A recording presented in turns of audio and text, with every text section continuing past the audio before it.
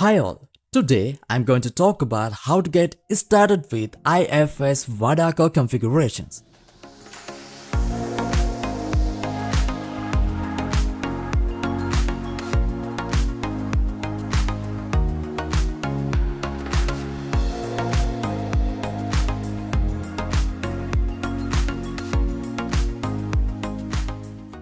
IFS WADACO stands for Warehouse Data Collection. It is a module under IFS ERP systems basically designed to streamline the warehouse operations. It is used to manage and execute different warehouse operation activities like receiving, picking, packing, so on and so forth using scanning machines, handheld devices or mobile devices. WADACO is useful for real-time data updates, and it makes sure warehouse operators have more flexibility and ease of use. Therefore, it has a lot of benefits. Let's get started with IFS WADACO configuration. So today, I'm in the warehouse data collection under warehouse management. Then I'm in the IFS warehouse data collection. So you will see different options available under this option. First of all, I will talk about different WADACO processes available. IFS has 64 standard WADACO processes defined in 24 R1 release. So as you can see, it has count parts, deliver customer orders, picking customer orders, issuing materials for shop orders, issuing materials for work orders, so on and so forth. So it has a full breadth of processes covering different cross-functional domains. So each process has different steps. Let's say if I go to the report picking of parts,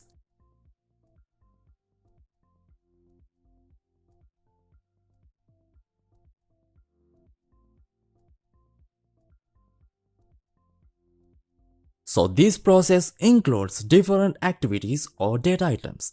Different companies can use it in a different manner based on their business practices. Same process practice can be different from one company to another company. So IFS based on this process. IFS has defined base configuration for each process. So you will see the configuration 1 under data collection configurations.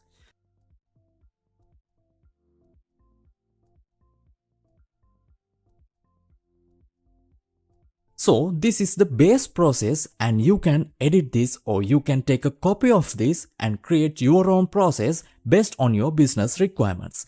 First of all, I will go in here. I will again search for the report picking of parts. You will see it is a configuration 1 and I am having another configuration which is configuration 2.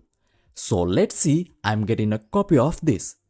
Copy configuration, and you will see another configuration has been created.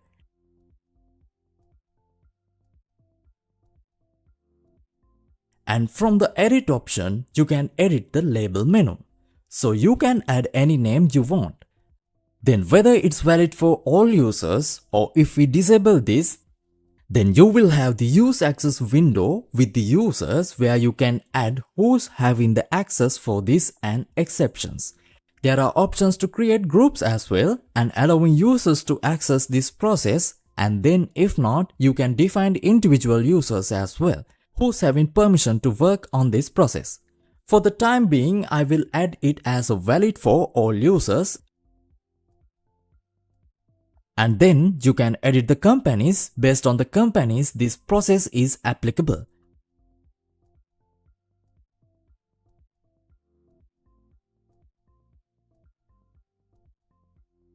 I'm adding this company and I have added it's valid for all sites in this company. So today I'm not going to talk about how to configure the items, but basically once you have configured the items, then we can release this.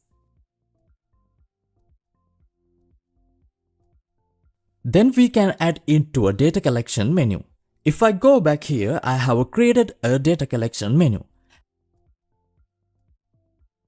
As you can see, it is in here, so I am having one menu for the shipment delivery, one for the PO receipt. Now I am adding another folder for this. Let's say I will name it as report picking. So report picking is there now.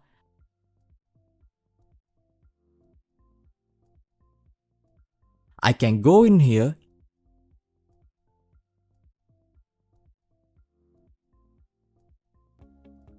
and add the process. You will see in here.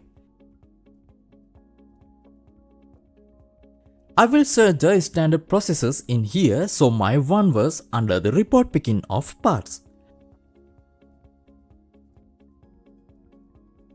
Under the report picking of parts, you will see there are 3 configurations which I have created. I will select the third one in here and I will connect it to the menu. Now you will see report picking of parts under this. Further, if I go back again to my configuration on the menu option in here,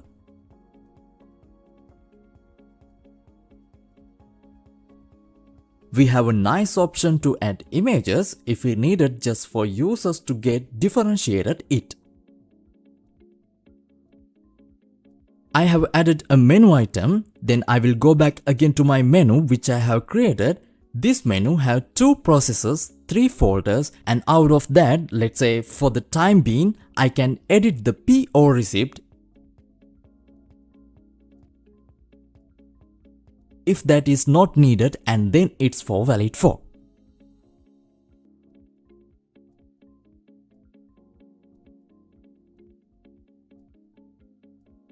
I have added my company and site in here,